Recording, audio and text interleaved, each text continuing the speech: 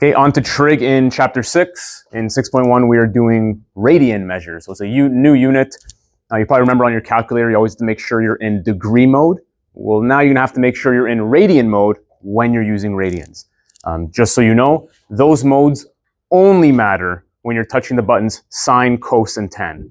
There's no other time that those buttons matter. So you can be in radians mode and do 5 times 5, it's still 25. You can convert from radians to degree, you don't need to be in radians mode. So what is a radian? Comes kind of same root word as radius. So it's the size of the angle that is subtended between two radii.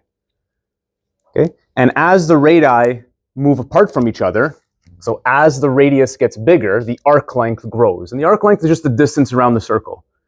Right? So as the angle between my palms gets bigger, the arc length is going to be bigger. And 1 radian is when they are equal to each other. 1 radian is when my hand and the distance between my fingertips is equal. So this is too big, right? Because the distance between my fingertips is larger than the radius. But when they are exactly the same, that is 1 radian. Make sense? That's pretty. That's it. Formula for this is the formula you need to know. Sometimes you get stuck in a question. This formula bails you out because the angle is equal to the arc length over the radius. So when this is 1 radian, those are equal, like I just explained. Okay, so this is this definition.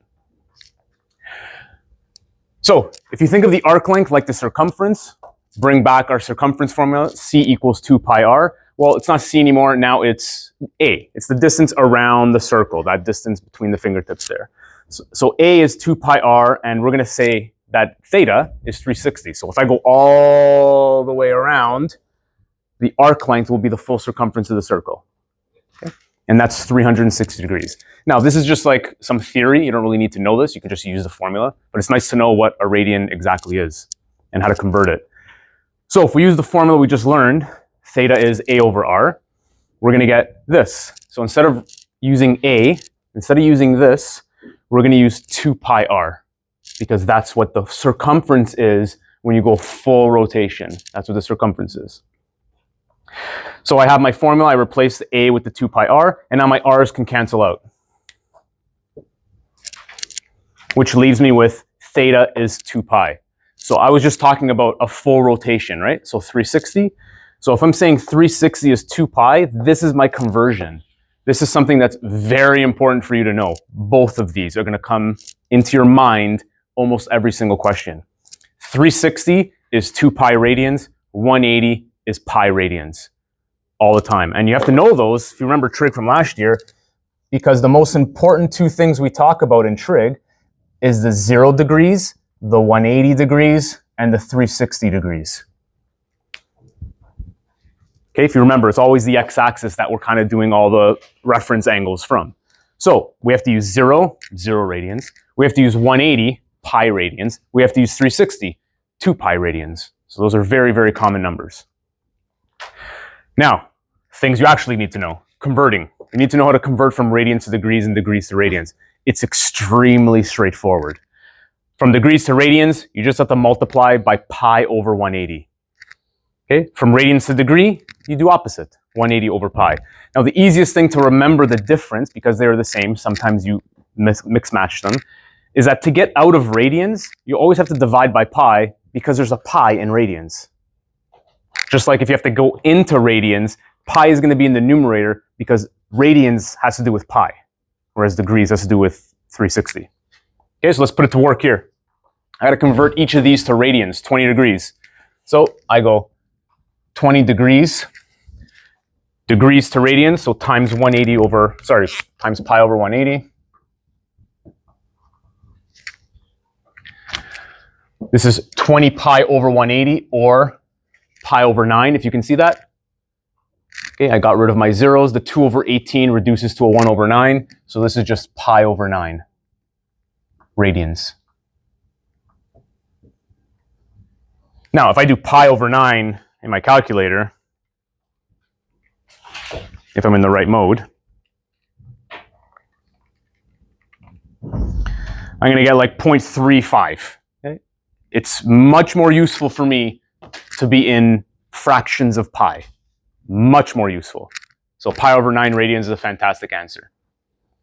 Okay, how you get there, hopefully you can divide before you multiply, but saying 20 pi over 180, then reducing the 20 over 180, that's up to you, right? I do it first. Let's go next, 225. Well, same thing, 225 times pi over 180 equals, do it the other way this time. And now I can just reduce 225 divided by 180 is 5 pi over 4 radians. I should mention over here, because we're dividing the same units, so let's say the arc length is in centimeters, it means the radius is going to be in centimeters. If the arc length is in meters, the radius is going to be in meters.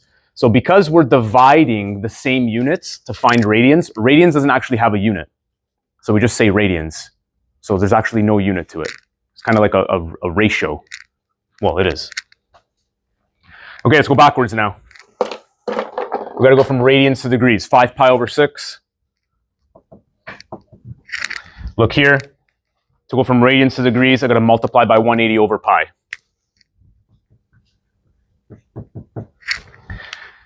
I do the same types of cancellations. My pi's are gone. My 180 over 6. My 180 over 6 is 30 times 5. That's 150 degrees. Doesn't matter how you get there in your way. You could still do 5 times 180 divided by 6 and then gets to the 150. Okay? I'd rather do it visually and help guide you to that visual answer. Okay, so again, pi's cancel out. I reduce my 180 over 6, so I'm thinking 18 over 6 is 3, add the 0 is 30, times 5 is 150. Done. This is a great example of why decimals suck.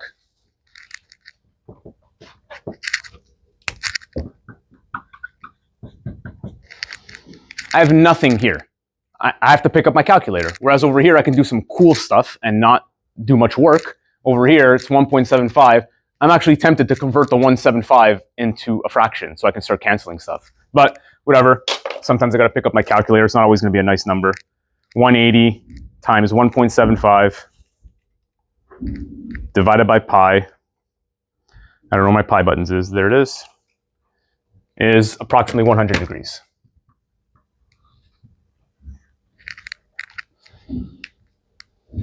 Okay. Don't forget your units in degrees. Don't forget to say radians, even though there's technically no units here. And that's how we go from radians to degrees and degrees to radians. Now, if you remember from grade 11, you're going to have a lot of questions in trig that have to do with a Ferris wheel. Okay? Trig is actually based on a unit circle. We always think triangles with trig, but it's actually a circle. We create triangles in the circle. So a Ferris wheel has a diameter of 135. Here's a Ferris wheel. That's the diameter. And it completes one revolution in 30 meters. So it takes 30 minutes for that guy to go all the way around the Ferris wheel. Determine the angular velocity, how quickly the angle changes around the Ferris wheel in radians per second. So this is a pretty important thing because it tells me what to divide. Radians divided by seconds. And then how far the rider has traveled in 10 minutes. Okay, no problem. Radians per second. First of all, I have 30 minutes. I need seconds. So I'm going to convert the 30 minutes into seconds by multiplying by 60, because there's 60 seconds in 1 minute. 60 seconds in 1 minute. If you want to see the actual way to do it, the minute unit cancels out physics style, and I have 1800 seconds. So it takes 1800 seconds for this to go around. One revolution, okay, you might be stuck here mentally. One revolution is 360 or 2 pi. It's in radians per second. So if we wanted to find the angular velocity in degrees, I would just say 360 divided by 1800. Well, it's radians per second. So I'm going to say 2 pi over 1800. This is radians per second. Calculator, I'm not going to reduce this because I actually want to know how many radians are changing per second. I don't want to give it as a fraction. Usually when I'm specifying something in English, that's a good time to put something in a decimal. 2 pi divided by 1800 is 0.0035 radians per second. This is my angular velocity. Now, if I wanted to find out how far a rider travels in a minute, or sorry, in 10 minutes, pretty easy. I can figure out how far around the full length is, and you can kind of use proportional reasoning. If 30 minutes is one revolution, 10 minutes is a third of a revolution. So I can just divide by 3 once I find the circumference. So you can use this to find the circumference, or there's a faster one when I have the diameter, and that's just circumference is 2 pi r, or circumference is pi d, because 2r is a d. 2 radii is 1 diameter. I have the diameter, so why am I going to find half of it to multiply by 2? That's silly. So I guess we can stay here. In 10 minutes, the circumference is going to be pi times 135, or 135 pi. And I know that 10 minutes is a third of a revolution. So I'm just going to divide it by 3. Calculator up, it's actually 45 pi. 45 pi.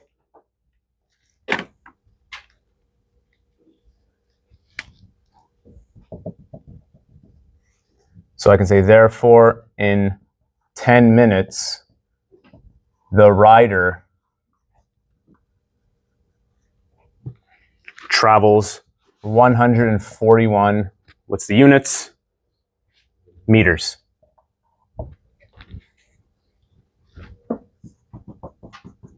Approximately 141.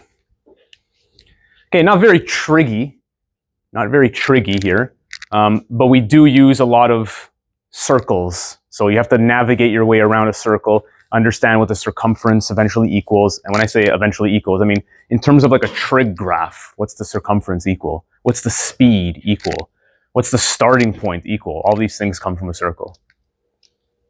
Okay. Probably one of the easiest sections, because your main focus is how to convert radians to degrees. And this right here. This right here is the #1 takeaway from 6.1. Okay, and these two things.